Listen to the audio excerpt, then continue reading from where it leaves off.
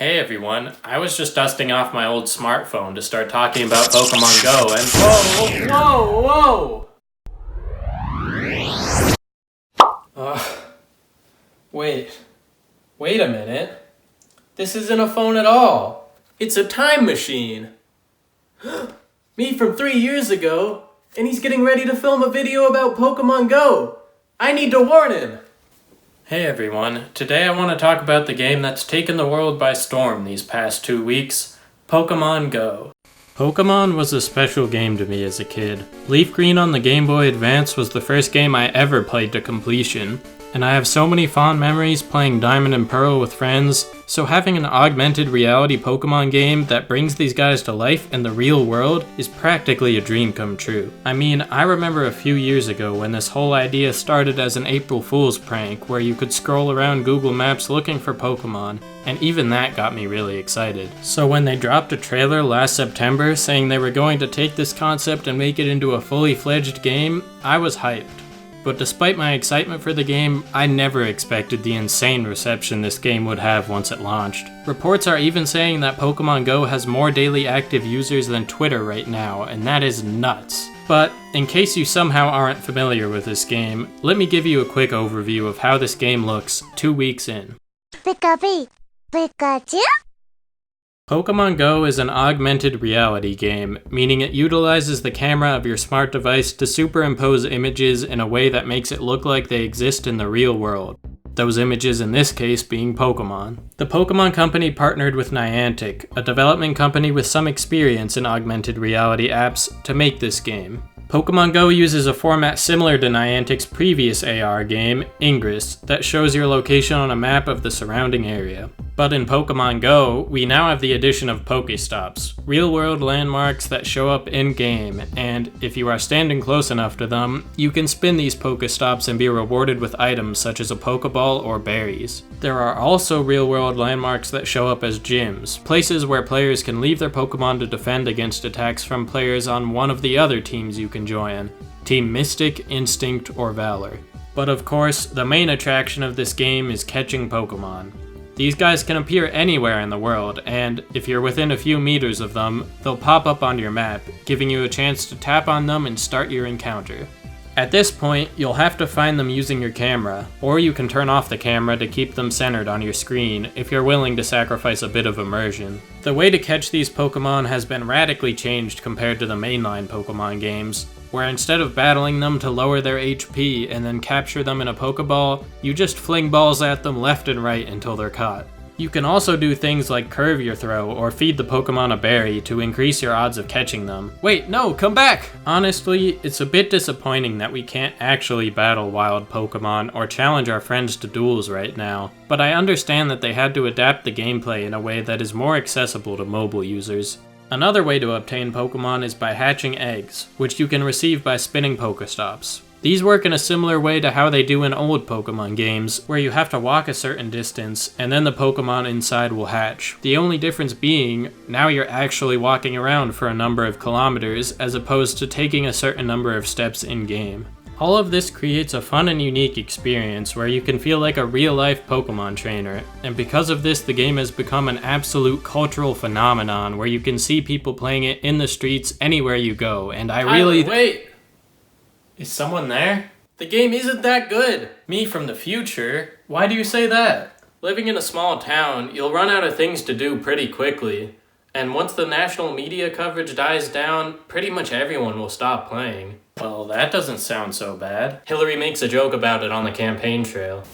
Well, I should get back to 2019 now, but it seems like my time machine's out of power. Oh, you can use mine. You have one of these in 2016? Well, you tore apart the fabric of space and time by coming here, so nothing makes sense in this timeline. But the technology still hasn't developed fully, so I think you can only jump ahead 1 year at a time. Well, here goes nothing.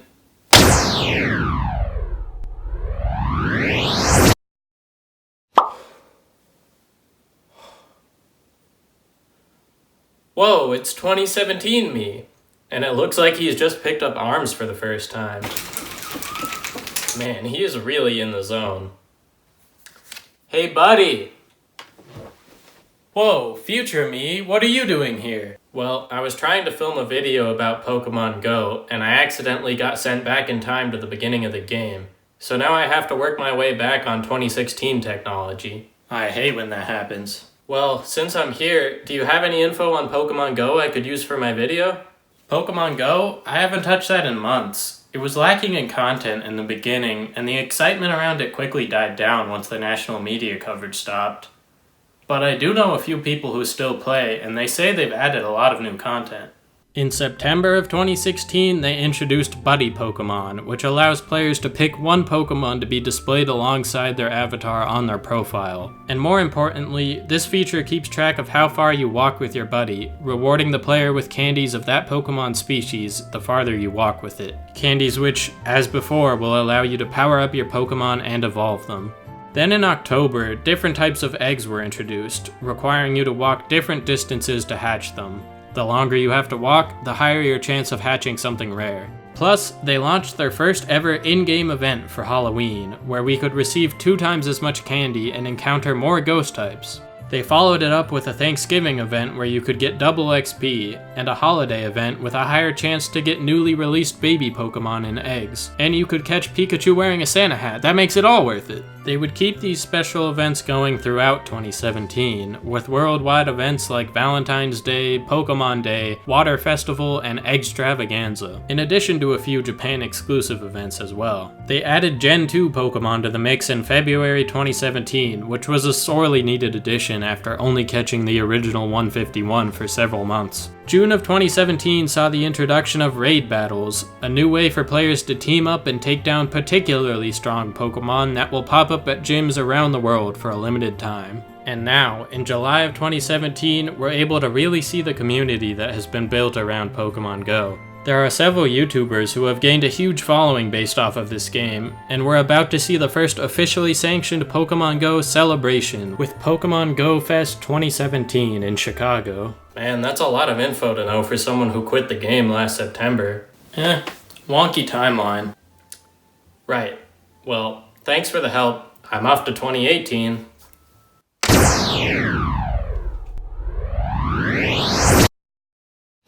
Oh wow, 2018 me.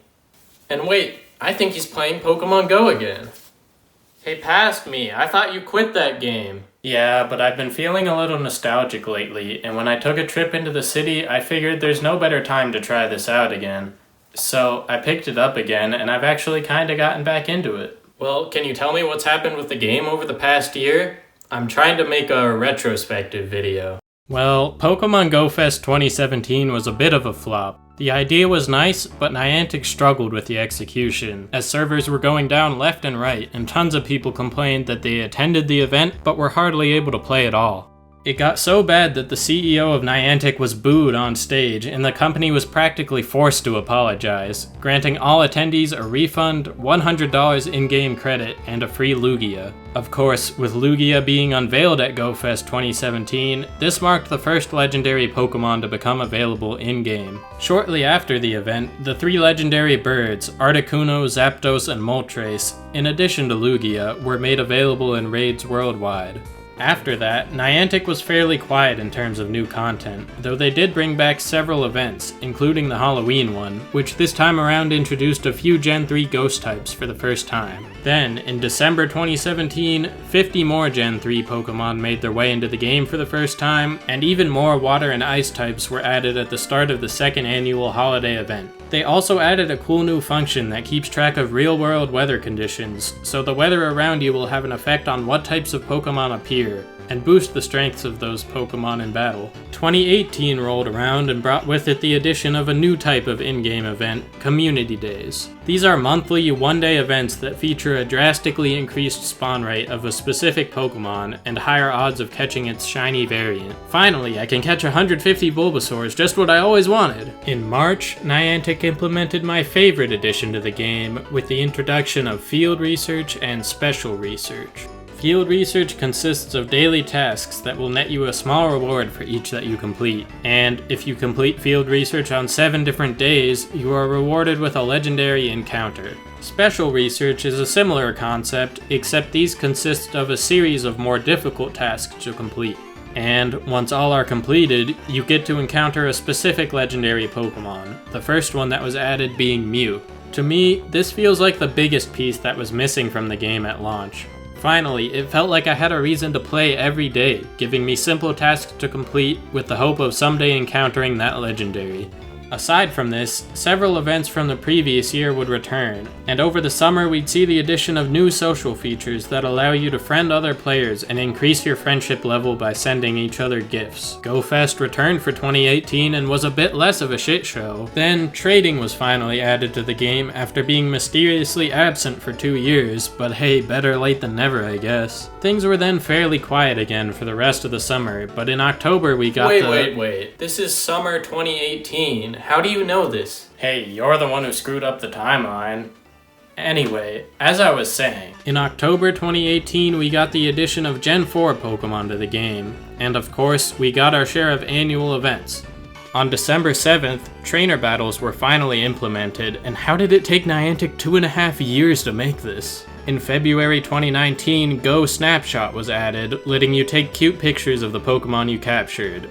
And a new item was also introduced, the Team Medallion, which allows players to switch teams for the first time ever. In May, Sleeping Snorlaxes showed up for a limited time to celebrate the announcement of Pokemon Sleep, which is a whole video topic unto itself. Other than that, we got our regularly scheduled events and Shiny Bagon's Community Days, plus a few more Gen 4 Pokemon were added in, and that pretty much sums up 2019 to this point. Well, thanks 2018 me, that was really helpful. But I gotta get home now. Wait! Before you go, I need to ask you something. Does Ryan Reynolds really play Detective Pikachu? Oh yeah, but just wait till you see the Sonic trailer.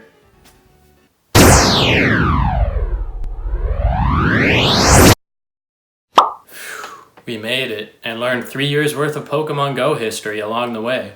Overall, I'm really impressed with the amount of effort that's been put into Pokemon Go over the years. New content has been coming for 3 whole years, and it doesn't seem to be stopping anytime soon. Although I'll admit, some of the updates should have been made much sooner. Even so, this game has had an unprecedented amount of staying power for a mobile game, and really represents the best adaptation of a video game series to the mobile landscape in my opinion. Does this mean you should get back into the game if you haven't played since 2016? Well, if it wasn't your thing then, it probably won't be now. But if you're feeling nostalgic for those glory days of 2016, or just want a way to waste your time when you're out in town, I'd say it's worth another shot. It's clearly still got flaws, and while I'm home in my small town, I hardly find a good chance to play it, but it at least makes for a good time when I'm visiting somewhere new. And at the end of the day, there's not much more you can really ask from a mobile game. Anyway, now that I know this thing's working, I've got something to tell past me.